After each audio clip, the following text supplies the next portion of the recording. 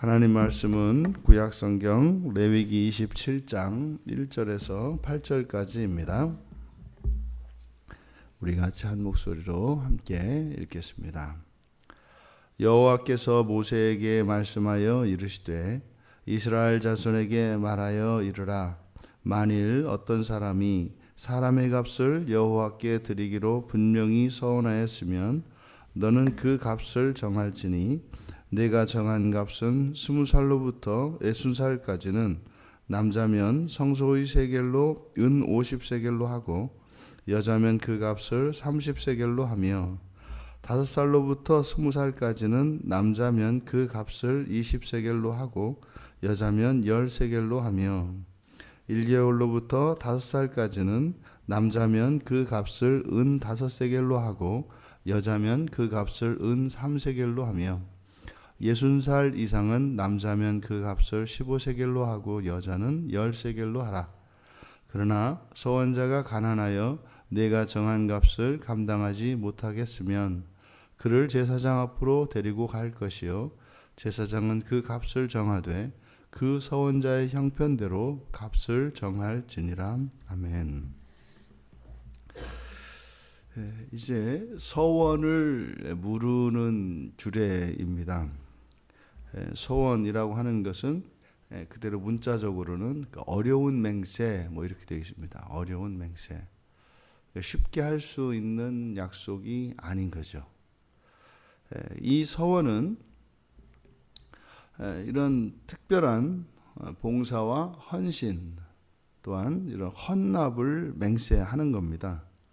이것에 대한 동기는 간절한 소원, 기도겠죠. 간절한 소원을 기도했을 경우에 그 소원에 대한 응답, 그 소원이 응답되었을 경우에 그에 대하여 하나님께 드리기로 하는 인격적인 약속입니다.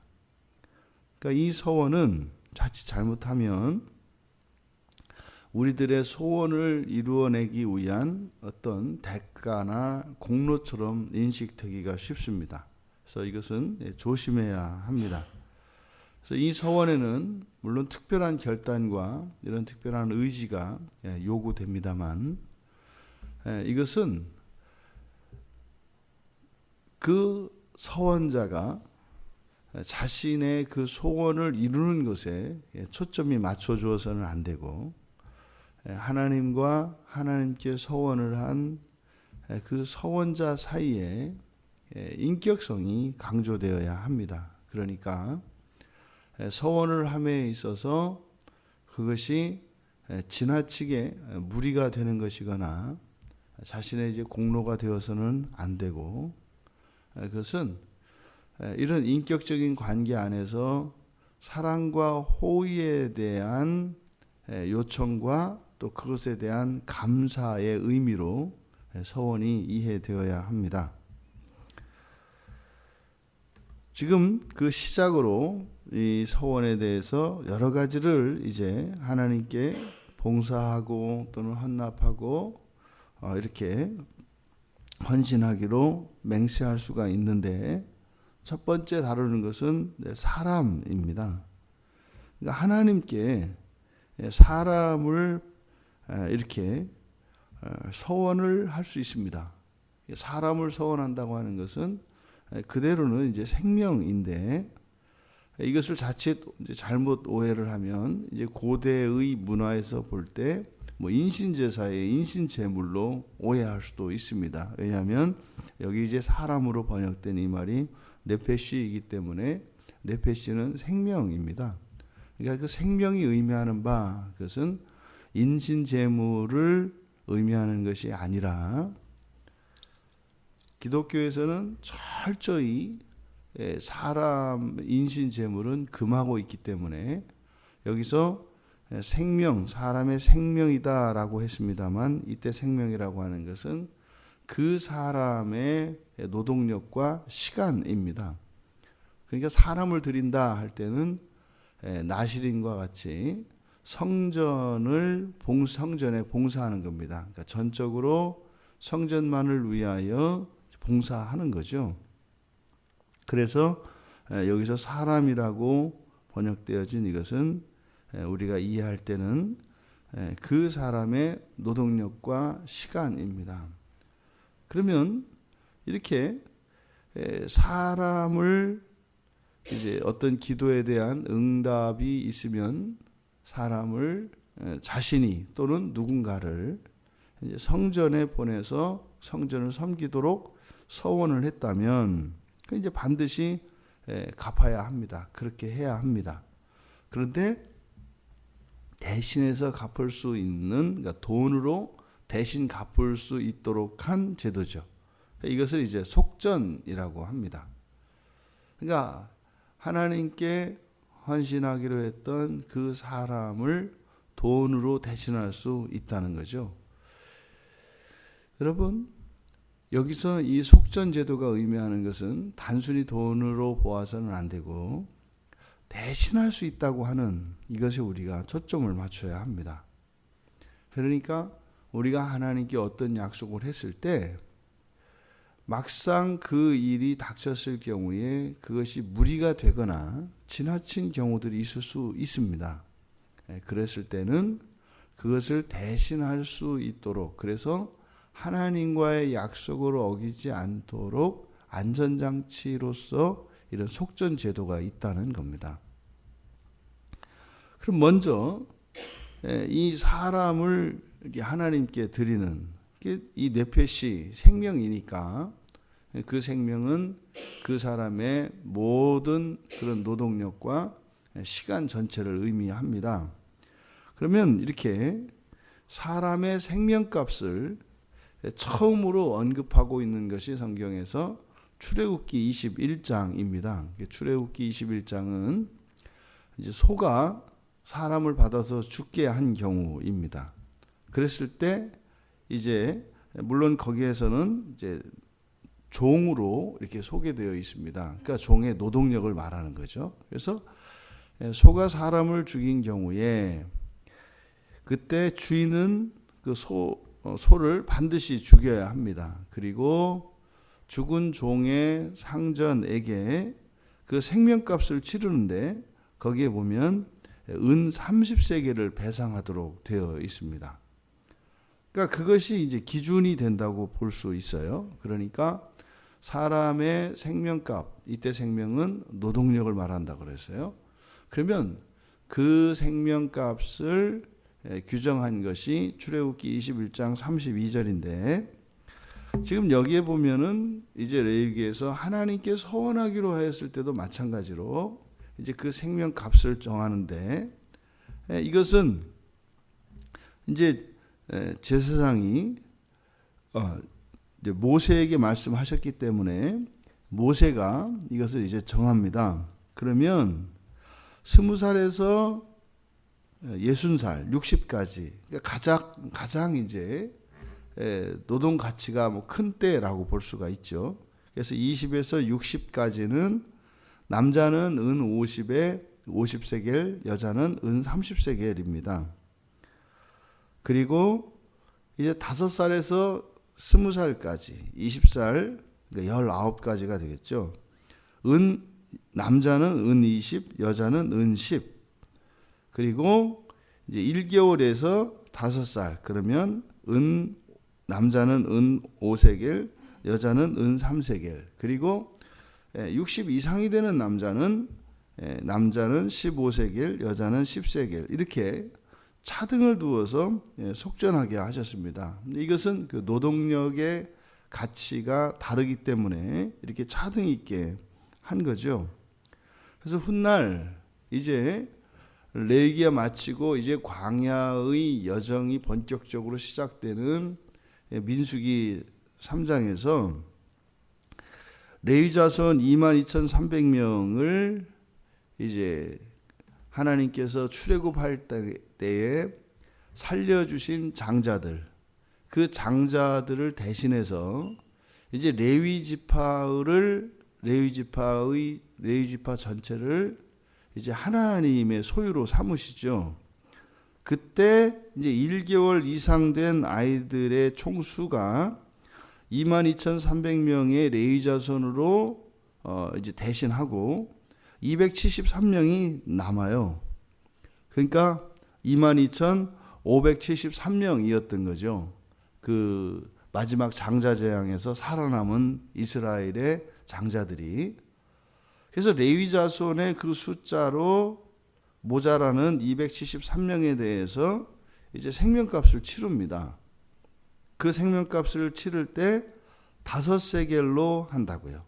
이 5세겔이 바로 레위기 27장에서 1개월에서 5살 된 아이까지의 남자의 값이 은 5세겔이거든요. 그러니까 이 기준에 맞춰서 이제 생명값을 치러요. 근데 여기서 우리가 이제 본문에서는 좀 본문과는 다른 내용입니다만 한 가지 유념해야 될 것은 여기 보면 그때 1개월 이상 된 아이들의 총수를 따져요. 1개월 이상. 1개월 이상이라고 하는 것은 지금 출애굽하고 나서 1년이 지났거든요. 근데 1개월 이상 된 아이들이니까 뭐예요? 그때 출애굽할 당시에 뱃속에 있는 아이들까지도 생명으로 똑같이 치는 거예요. 그래서 이제 이런 사람의 속전에 대해서는 바로 이제 이것이 기준이 되어서 여기에서 이제 사람의 노동력의 값을 이제 평가한다. 근데 이렇게 속전으로 이제 사람을 대신해서 하나님께 이제 갚을 수 있었습니다만, 그런데 문제는 이제 가난한 경우예요. 뭐 그런 경우가 있을 수 있습니다. 그러니까 처음부터 무리하게 서원을 한 경우도 있겠고, 또 하나는 서원을 했을 당시와 삶의 형편이 달라졌을 수도 있죠.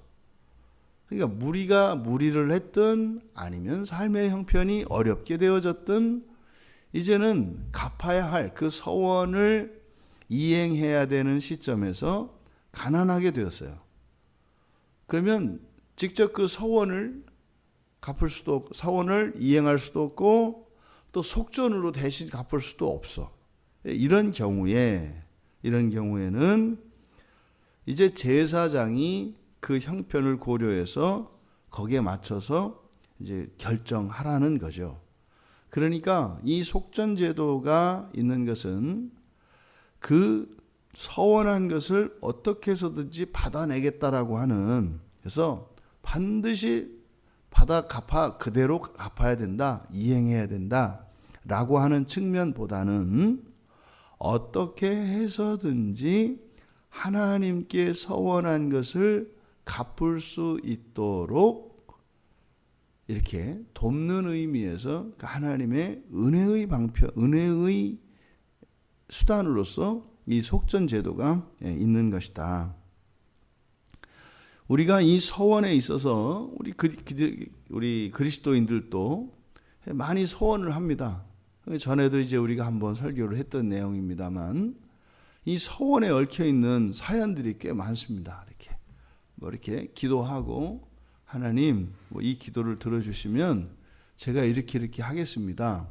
근데 그때 이 기도에 대한 그 소원에 대한 간절함이 자칫 본인의 그 분수를 또 형편을 넘어서는 과도한 이런 서원을 하는 경우들이 있습니다. 그리고 앞서서 이야기했던 것처럼 가난하게 된 경우처럼 이전과는 삶의 형편이 달라져서 서원을 이행할 수 없게 된 경우들이 있습니다. 이랬을 때 본문은 어떻게 해야 되는지, 그래서 이 서원을 대신 갚는 속전 제도를 통해서 이 서원의 의미가 무엇이고 또 서원에 대해서 어떻게 우리가 바른 태도를 취해야 하는 것인지 그것을 우리에게 분명하게 가르쳐 줍니다. 서원하는 것은 사실은 하나님이 기뻐하시는 거죠. 왜요? 주고받는 것이기 때문에 그렇습니다. 그러니까 서로 이렇게 소통이 일어나는 것이기 때문에. 그래서 이거는 절대로 뇌물의 의미가 되어서는 안 됩니다. 조건적으로 하나님 이렇게 해주시면 이렇게 하겠습니다라고 하는 이런 뇌물의 의미가 되어서는 안 돼요. 이미 하나님께 기도할 때 그 기도가 이미 이루어진 것을 믿고 그 기도가 이루어진 것을 믿는 믿음의 기초 위에서 하나님께 드리는 서원이라야 온전한 서원이 됩니다. 근데 이런 거 있죠. 정반대로 이거는 뭐 도저히 이루어지지 않을 것 같은 거죠. 이거는 뭐 어떻게 해서도 안 될 것 같아요. 그러면 그것을 이루기 위해서 조건을 거는 겁니다. 하나님, 내가 이걸 해 주시면 이거를 드릴게요라고 하는, 이것은 서원이 아니라 이건 뇌물입니다. 이것을 잘 분간해야 합니다. 실제로 모든 종교 안에는 이런 서원 행위가 있습니다. 하지만 이 서원이라고 하는 것은, 기독교에서의 서원이라고 하는 것은 믿음 안에서 기도한 것이 이루어진 것에 대한 감사의 의미로 서원하는 것이지, 자신의 뜻을 이루기 위한 뇌물이 되어서는 안 된다. 그러니까 이제 여기에서 이제 탈이 나는 겁니다. 그러니까요, 뭐 이런 거예요. 왜 이제 무리한 서원이 나오냐면, 이건 절대로 이루어질 것 같지가 않아요. 그러니까 어떻게 해요? 마음 놓고 서원을 해요. 왜요? 안 이루어질 거니까. 어차피 안 이루어질 거니까. 근데요, 그에 대한 간절한 소원은 있는데 이루어지지는 않을 것 같아요. 이랬을 때 무리한 서원이 나오게 되어 있다. 저도 이게 무리한 서원을 한번 했던 적이 있어요. 이렇게 무리한 서원을. 그래서 제가 전 재산을 다 드리겠습니다. 이렇게 이제 서원을 했었어요. 전 재산을 다 드리겠습니다. 그랬는데 그 기도가 응답이 안 됐죠. 그랬는데도 서원한 것에 대한 부담이 이게 좀처럼 사라지지 않더라고요.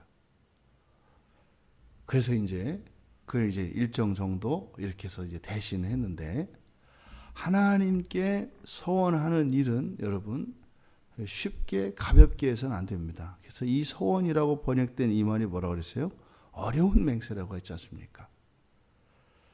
그러니까 이런 서원하는 것도 쉽지 않지만, 또 일단 서원을 하게 되면 반드시 갚아야 한다는 원칙을 잊지 말아야 합니다. 하나님께 서원을 하면 반드시 갚아야 한다. 하지만 서원을 하고 서원을 갚아야 되는 상황이 되었을 때에, 그때의 시점에서 그것이 불가능한 경우에 이렇게 속전으로 대신 갚을 수 있다라는 겁니다. 그럼 여러분, 우리가 이렇게 지킬 수 없는 과도한 그런 서원을 했거나, 또 그렇지 않고 오히려 이제 형편이 달라져서 도저히 현실적으로 불가능하게 된 경우, 그때 지금 본문에서 제사장에게 가서 그 사실을 밝히고 제사장이 정한 값을 대신 물었습니다. 그러니까 이런 것들은 현실적으로 어떻게 하면 되겠습니까? 여러분들이 만약에 과거에 하나님께 서원한 게 있다 이 말이죠. 그랬을 때는 이제 목사님을 찾아가서 목사님에게 그 사실을 이야기하고, 또 갚을 수 있는데 불구하고 갚지 않으려고 하는 것이라면 아마 이제 목사님이 판단을 하겠죠. 그 이행을 하라고. 근데 그럴 수 없는 형편인 경우에는 이제 목사님을 통해서 그 값이 정해질 것입니다. 그래서 서원을 했다면 서원은 갚아야 하는 겁니다. 근데 그것은 갚는 것이, 약속을 이행하는 것이 그대로 이행해야 되지만, 부득이한 경우에는 대신 그것을 갚을 수 있는 하나님의 은혜의 방편이 성경에서 마련되어 있다라고 하는 거죠. 그래서 우리가 신앙생활하면서 꼭 이 과거에 소원했던 것이 있었다면 이 소원의 문제는 반드시 다 해결해야 합니다. 그리고 뭐 저 같은 경우는 보니까 뭐 생각이 나던데요. 20년이 지났는데 소원한 게 생각이 나더라고요. 완전히 잊어버리고 있었는데 그 생각이 나요. 제가 소원한 게 이제 그거죠. 이제 목사가 되겠습니다. 우리 가족을, 우리 부모님을 또 우리 형제 자매를 구원해 주시면 제가 주의 종의 길을 가겠습니다. 이렇게 고등학교 2학년 때 예수 믿으면서 이렇게 소원을 했어요, 제가. 근데 그걸 까먹었어요. 전혀.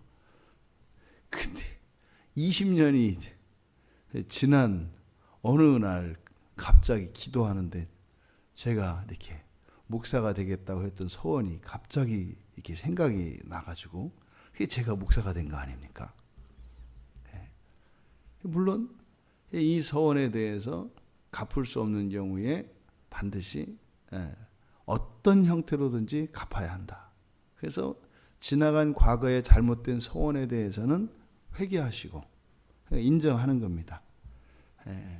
그는 하나님 제가 기도를 했고 소원을 했습니다만 그건 소원이 아니라 믿음이 없이 내 소원을 이루기 위한 열망이 너무 커서 과도한 그러니까 소원이 아니라 뇌물적인 그런 소원이었습니다. 하나님 잘못했습니다. 믿음이 없었습니다. 그리고 하지만 그것에 대하여 본인의 형편에 맞는 소원 이행을 반드시 해야 된다라고 하는 것입니다. 소원은 그래서 쉽게 할 수 없습니다. 하지만 이 소원은 하나님이 기뻐하십니다. 그런데 조심할 것은 뭐라고 그랬어요? 믿음으로 이미 이루어진 것에 대한 감사의 표현으로서의 소원이어야 하지 자신의 뜻을 이루기 위한 소원이 돼서는 안 된다고 하는 사실을 기억하시기 바랍니다. 사실은 이 소원의 기원이 뭐겠습니까? 예수 그리스도시죠. 예수 그리스도는요, 우리가 만약에 하나님이 창조하신 사람이 불순종할 경우에는 하나님 당신이 속전이 되어 주시기로 하신 것이죠. 우리의 불순종의 결과는 하나님의 오류가 아니라 하나님의 자기 희생이 속전으로 주어진 것입니다. 그래서 예수님께서 십자가에 이 세상에 오셔서 십자가에 자신의 생명으로 대신 내신 것이죠. 우리는요, 우리의 생명을 돈으로 대신합니다. 하나님은 생명으로 우리의 죄를 대신하시고 우리는 우리의 이러한 것들을 돈으로 대신합니다. 그러니까 돈은 사실은 아무 쓸데도 없는 거죠. 하나님께 아무 쓸데도 없는 거죠. 생명은 절대적인 것이죠. 그러니까 하나님은 우리에게 생명으로 속전을 갚으시고 우리는 생명 대신 돈으로 값을 치르는 이 속전 제도를 통해서도 하나님과 우리의 차이가 어떠한지를 발견할 수 있고 그저 한없이 우리들에게는 하나님의 자비와 인자하심을 베풀어 주시고 또 하나님 편에서는 한없이 자기 희생적인 사랑과 친절로 우리에게 함께하여 주시는 것을 알 수 있습니다. 우리가 이 서원에 대하여 정리하고 또 앞으로 살아가며 이 서원은 믿음의 결과로서 드리는 참으로 귀하고 아름다운 것이고 하나님이 기뻐하시는 것임을 기억해야 할 것입니다. 그래서 이러한 서원 제도를 통해서 또 우리들의 시행착오를 또 우리의 과오를 바로잡을 수 있도록 하나님께서 제도적 안전장치를 마련해 주신 것이죠. 쉽게 할 것이 아닙니다. 하지만 그 서원을 지키는 것이 두려워서 서원을 미룬다면 그것 또한 안타깝고 어리석은 일일 것입니다. 그래서 이렇게 생생한 하나님과의 인격적인 이런 교제가 이 서원 제도를 통해서 더욱 여러분의 인생을 더 풍요하고 부여롭고 아름다운 인생이 되게 하는 그런 은혜의 유익들을 누리실 수 있기를 주님의 이름으로 축원합니다. 존귀하신 하나님, 이제 생명을 서원하고 또한 그것을 돈으로 대신 갚을 수 있도록 속전 제도를 마련하여 주신 이 하나님의 선하신 뜻이 무엇인지 분별하게 하여 주시고, 또한 이 속전 제도의 기초가 되어지는 그 믿음의 의미와 또한 하나님께 드리는 그 감사의 의미가 저희들 살아가며 예수 그리스도를 믿는 믿음과 그에 대한 우리의 반응이라고 하는 인격적인 교제로 나타나게 하여 주셔서 더욱더 하나님과의 풍성한 교제의 인생이 될 수 있도록 은혜를 내려 주시옵소서.